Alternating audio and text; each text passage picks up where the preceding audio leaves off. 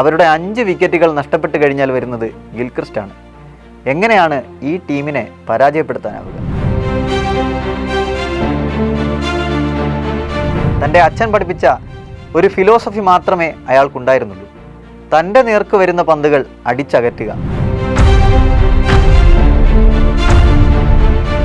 ഗില്ലി വിക്കറ്റിന് പിറകിലുണ്ട് എന്ന വസ്തുത ഓസ്ട്രേലിയയുടെ ആത്മവിശ്വാസം കൂട്ടിയപ്പോൾ എതിരാളികൾക്ക് അത് നെഞ്ചിടിപ്പിച്ചു.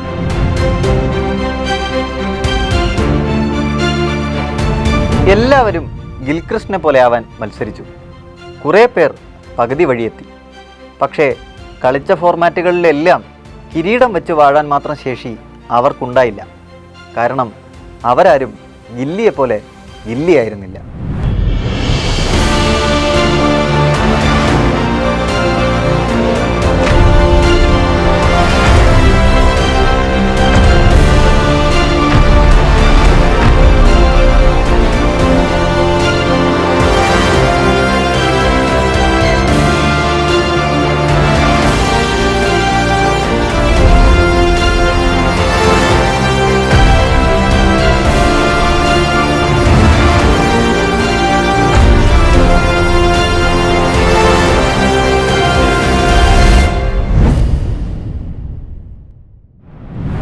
ദക്ഷിണാഫ്രിക്കയുടെ batting sensation Herschelle Gibbs, Lankan batter Chamara Silva, 2007 ആദ്യ T20 ലോകകപ്പിൽ മുത്തമിട്ട രോഹിത് ശർമ്മ എന്നിവരടങ്ങുന്ന ബാറ്റിംഗ് നിര എതിരാളികളെ ആവശ്യാനുസരണം തല്ലിത്തളർത്തിയും എറിഞ്ഞിട്ടും മുന്നേറിയ കിവീസ് പടക്കുതിര സ്കോട്ട് സ്റ്റൈറിസ്, കളിമൈതാനങ്ങളിൽ ബാറ്റ് കൊണ്ടും ബോൾ കൊണ്ടും വിസ്ഫോടനങ്ങൾ തീർത്ത ബൂം ഷാഹിദ് അഫ്രീദി, ഒരു കാടിളകി വന്നാലും കുലുങ്ങാത്ത ആൻഡ്രൂ സൈമൺസ് എന്നിവരടങ്ങുന്ന ഓൾറൗണ്ടർമാർ, ലങ്കൻ ഇതിഹാസം ചാമിന്ദ വാസ് നയിക്കുന്ന ബൗളിംഗ് യൂണിറ്റ്, കൂട്ടിന് സിംഗുകളുടെ രാജകുമാരൻ RP സിംഗും സ്പിന്നർ പ്രഗ്യാൻ ഓജിയും.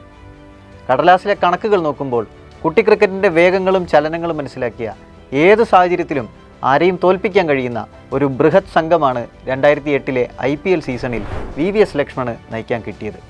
പേര് ഡെക്കാൻ ചാർജേഴ്സ് ഹൈദരാബാദ്. പക്ഷേ ആദ്യ 6 മത്സരങ്ങളിൽ 5 എണ്ണവും ഡെക്കാൻ പരാജയപ്പെടുന്നു. T20 ക്രിക്കറ്റ് തനിക്ക് ഇണങ്ങുന്ന രൂപമല്ല എന്ന് മനസ്സിലാക്കി ലക്ഷ്മൺ നായകസ്ഥാനം ഒഴിയുന്നു. ഇന്ത്യൻ പ്രീമിയർ ലീഗ് എന്ന ടൂർണമെൻറ്റ് ഒരു പരീക്ഷണമായിരുന്നു. ഇംഗ്ലീഷ് പ്രീമിയർ ലീഗ് ഫുട്ബോൾ മാതൃകയിൽ ലോക ക്രിക്കറ്റിലെ താരങ്ങളെ ഒന്നിച്ച് ഒരു കുടക്കീഴിൽ കൊണ്ടുവരാനുള്ള ശ്രമം. ക്രിക്കറ്റ് എന്ന കളിയെ മാത്രമല്ല, ഇന്ത്യൻ സമ്പദ് വ്യവസ്ഥയുടെ സമവാക്യങ്ങളെപ്പോലും മാറ്റിയെഴുതി IPL. പണമൊഴുകുന്ന വഴികളെല്ലാം പ്രീമിയർ ലീഗ് എന്ന ലക്ഷ്യത്തിലെത്താൻ മത്സരിച്ചു. ബോളിവുഡും വ്യാവസായിക ലോകവും ഇന്ത്യൻ രാഷ്ട്രീയവുമെല്ലാം ടൂർണമെൻറ്റിൽ ഒളിഞ്ഞും തെളിഞ്ഞും താൽപ്പര്യം പുലർത്തി. ലോകം മുഴുവൻ ഇന്ത്യൻ പിച്ചുകളിലേക്ക് കണ്ണും കാതുമെറിഞ്ഞു. അത്തരമൊരു ടൂർണമെൻറ്റിൻ്റെ ആദ്യ പതിപ്പിൽ ആദ്യഘട്ടത്തിൽ തന്നെ ക്യാപ്റ്റൻ കളി നിർത്തിപ്പോകുന്ന അവസ്ഥ ഡെക്കാൻ്റെ ആത്മവിശ്വാസം അപ്പാടെ ചോർത്തിക്കളഞ്ഞു. ടീമിൻ്റെ മുന്നോട്ടുള്ള യാത്ര തീർത്തും പ്രതിസന്ധിയിലാവും. വിജയതൃഷ്ണ ടീമിന് കേട്ടുകേൾവില്ലാത്ത കാഴ്ച. ആടി ഉലയുന്ന ഡെക്കാൻ്റെ കടിഞ്ഞാൺ പിന്നീട് ഏറ്റെടുക്കുന്നത് കൺസിസ്റ്റൻസി പുലർത്തിയ അവരുടെ വിക്കറ്റ് കീപ്പർ ബാറ്ററാണ്. പേര് ആഡം ഗിൽക്രിസ്റ്റ്, ഗില്ലി. ഊതി വീർപ്പിച്ച ബലൂൺ എന്ന പ്രയോഗം ഓർമ്മിപ്പിക്കും വിധം നിലംപരിശായ ഡെക്കാനെ രക്ഷിക്കാൻ ഗില്ലിയിലെ നായകനായില്ല. പിന്നീടുള്ള 8 മത്സരങ്ങളിൽ 7ലും തോൽവി. പോയിന്റ് ടേബിളിൽ ഏറ്റവും ഒടുവിലായി ഡെക്കാൻ ഫിനിഷ് ചെയ്തു. ഡെക്കാൻ ടീമിൽ ഗില്ലിക്ക് മാത്രമാണ് കുട്ടി ക്രിക്കറ്റിൻ്റെ ഫോർമുല ഡീകോഡ് ചെയ്യാൻ കഴിഞ്ഞതെന്ന് പറഞ്ഞാൽ അതിശയോക്തിയാവില്ല. ടീം ആകെ ജയിച്ച 2 കളികളിലും അദ്ദേഹമായിരുന്നു man of the match. Chennai super kings, Mumbai Indians ടീമുകൾക്കെതിരായ വിജയങ്ങളിൽ അർദ്ധ സെഞ്ചുറിയും നേടിയാണ് ഗില്ലി ഈ നേട്ടത്തിലെത്തിയത്. ലാഭം മാത്രം ലക്ഷ്യം വെക്കുന്ന കോർപ്പറേറ്റുകളുടെ ചൂതാട്ട കളത്തിലേക്ക് 2ാം സീസണിൽ ക്യാപ്റ്റൻ്റെ തൊപ്പി അണിഞ്ഞെത്തുമ്പോൾ ഗില്ലിക്ക് പ്രായം 37. നയിക്കേണ്ട ടീം ടൂർണമെൻറ്റിലെ ഏറ്റവും പരാജയപ്പെട്ട സംഘം. ഡെക്കാൻ ടീമിൻ്റെ മനോഭാവം മാറ്റുകയായിരുന്നു തൻ്റെ പ്രധാനപ്പെട്ട ലക്ഷ്യമെന്ന് ഗിൽക്രിസ്റ്റ് തൻ്റെ ആത്മകഥയിൽ ഓർമ്മിക്കുന്നുണ്ട്. ജയിക്കാൻ വേണ്ടി കളിക്കുന്ന ഒരു ടീം വേണം. പ്രഥമ സീസണിലെ ചാമ്പ്യന്മാരായ രാജസ്ഥാൻ റോയൽസിനെ തോൽപ്പിക്കണം, പുറത്താക്കണം. ഗില്ലി മുന്നിൽ നിന്ന് നയിച്ചു. മോസ്റ്റ് വാല്യുബിൾ പ്ലെയർ ലിസ്റ്റിൽ 4ാം സ്ഥാനത്തായും ടോപ്പ് റൺ ഗറ്റേഴ്സ് ലിസ്റ്റിൽ ദേശീയ ടീമിൽ തൻ്റെ ഓപ്പണിംഗ് പങ്കാളി മാത്യു ഹേഡന് പിന്നിൽ 2ാമതായും ഗില്ലി സീസൺ അവസാനിപ്പിക്കുമ്പോൾ IPL കണ്ടത് ഡെക്കാൻ്റെ അശ്വമേധം. 2009 മെയ് 21 സീസണിലെ അവസാന ഗ്രൂപ്പ് മത്സരത്തിൽ തങ്ങളെ 12 റൺസിന് പരാജയപ്പെടുത്തിയ ബാംഗ്ലൂർ റോയൽ ചലഞ്ചേഴ്സിനോട് ഡെക്കാൻ കണക്ക് തീർത്തത് 2009 മെയ് 24. 6 റൺസിന് ബാംഗ്ലൂരിനെ പരാജയപ്പെടുത്തിയ ആ മത്സരം ഡെക്കാൻ്റെ ഷെൽഫിലെത്തിച്ചത് IPL ട്രോഫി. 2004 ധരണിയുടെ വിജയ് പടം ഗില്ലി റിലീസാവുന്നത്. അതേ വർഷം തന്നെ ഇന്ത്യക്കാർ മറ്റൊരു ഗില്ലിയെ കണ്ടു. ക്യാപ്റ്റൻ റിക്കി പോണ്ടിംഗ് പരിക്ക് പറ്റി പുറത്തായ സമയത്ത് ഓസ്ട്രേലിയ ഇന്ത്യയിലേക്ക് വന്നത് 2004 സെപ്റ്റംബറിലാണ് ബോർഡർ ഗവാസ്കർ ട്രോഫി കളിക്കാൻ.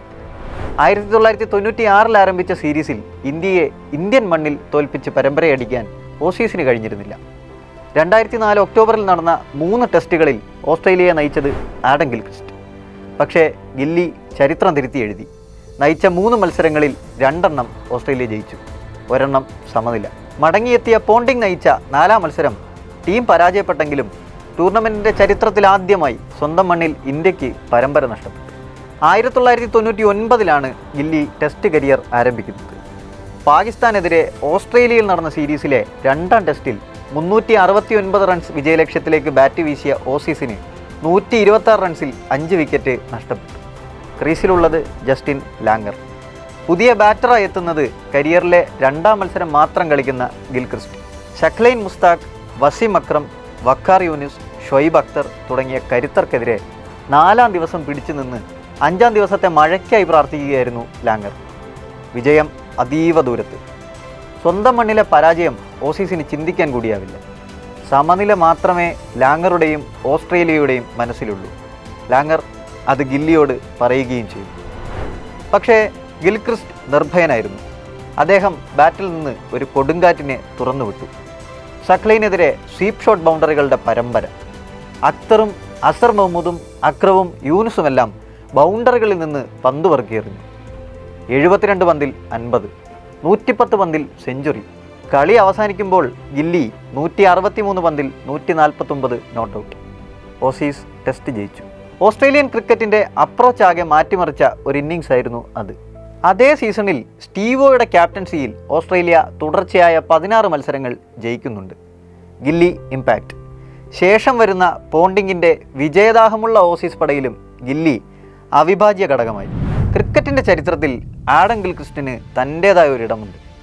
20ാം നൂറ്റാണ്ടിൻ്റെ അവസാന ദശകങ്ങളിൽ ആരംഭിക്കുകയും 21ാം നൂറ്റാണ്ടിൻ്റെ തുടക്കത്തിൽ ശ്രദ്ധ നേടുകയും ചെയ്ത ഒരു ചർച്ച ക്രിക്കറ്റിലുണ്ടാവുന്നുണ്ട്.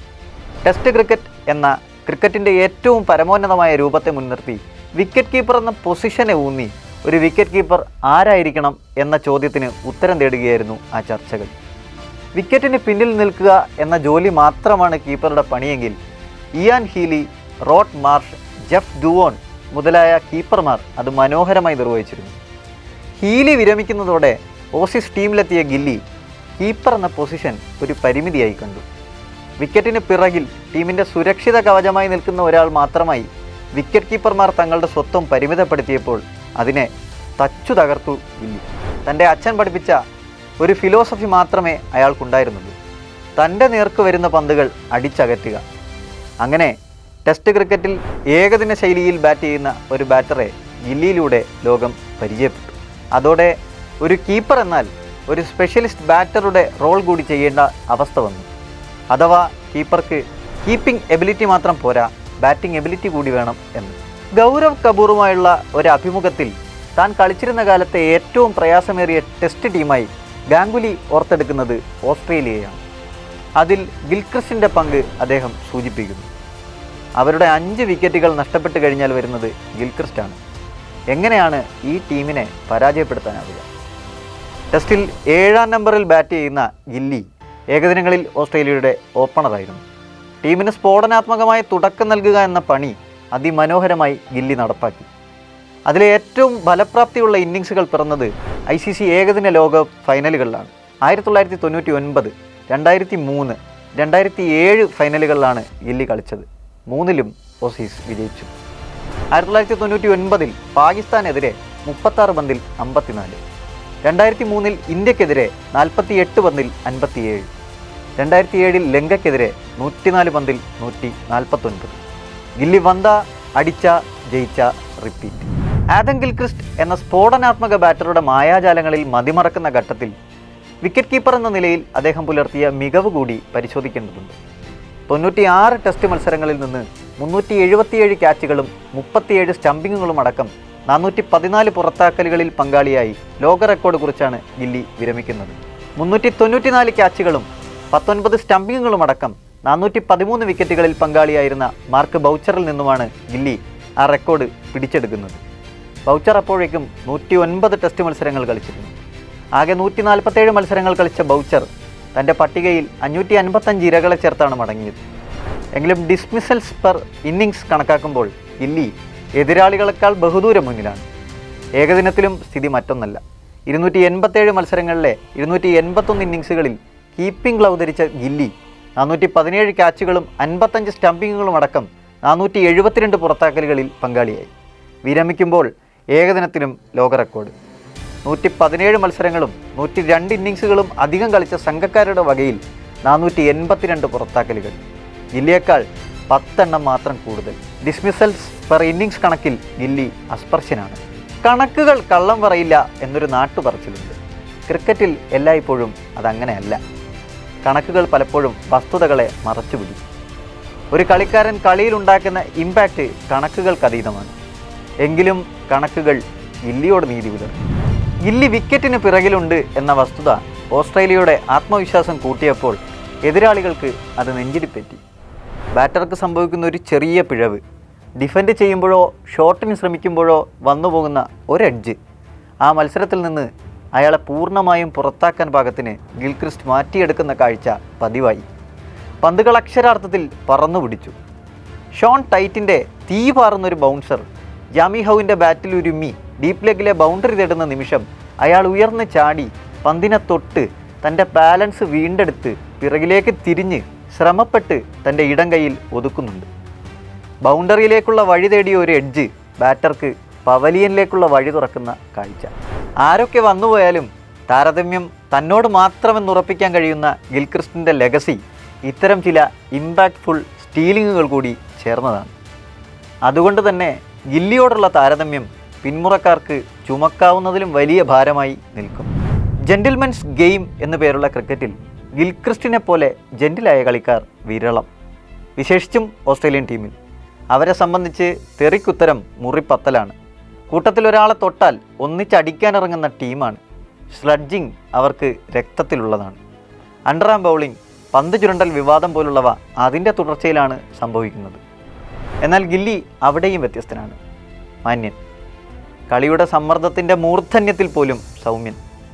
2003 ലോകകപ്പ് സെമി ഫൈനലിൽ അരവിന്ദ ഡിസിൽവയുടെ പന്തിൽ കളിച്ചൊരു ഷോട്ട് കീപ്പർ സംഘക്കാരെ കൈപ്പിടിയിലാക്കുമ്പോൾ അമ്പയർ ഔട്ട് കൊടുക്കാതിരുന്നിട്ടും തീരുമാനം തിരുത്തി പവലിയനിലേക്ക് നടന്നുപോയ മനുഷ്യൻ.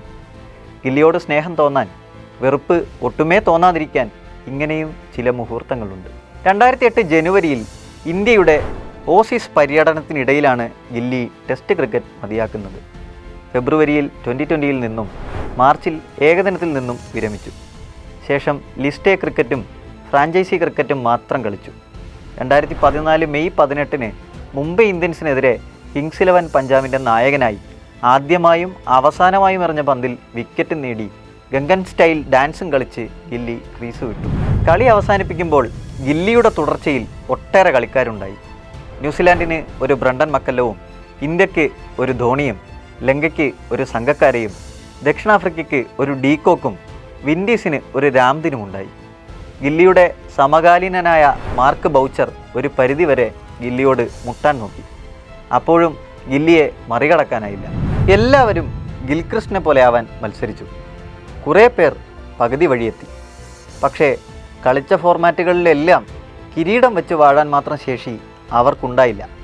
കാരണം അവരാരും ഗില്ലിയെപ്പോലെ ഗില്ലിയായിരുന്നില്ല.